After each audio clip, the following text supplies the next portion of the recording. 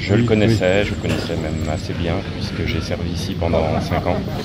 Donc c'était un de mes hommes. Lorsqu'il y a un moment comme ça, c'est terrible et j'imagine que l'émotion est à son comble.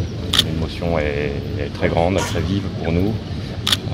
On pense aux familles bien sûr, on pense à tous nos collègues, à toute la spécialité montagne CRS qui est endeuillée et qui malheureusement trop souvent victime de ces accidents de la montagne et la dangerosité du métier de secouriste.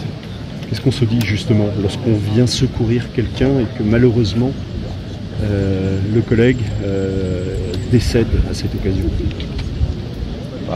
On connaît les raisons pour lesquelles on fait ce métier, on est passionné et à la fois du milieu du montagnard, de la mission de secours.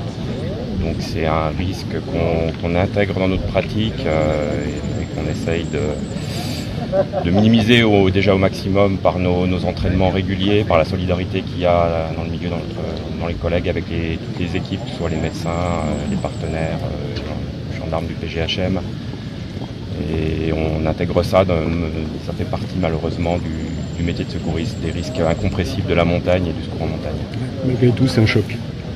Ça reste forcément un choc, perdre un collègue, un ami, c'est difficile, c'est brutal et c'est injuste.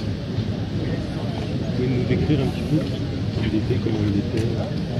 Alors Olivier, c'était déjà un montagnard très aguerri, très qualifié. Il était à la fois guide de haute montagne, il était chef d'opération de secours en montagne, officier de police judiciaire.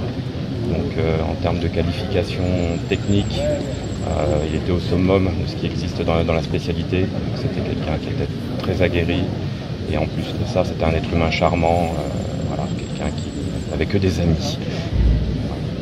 Donc, très difficile de perdre un camarade tel qu'Olivier.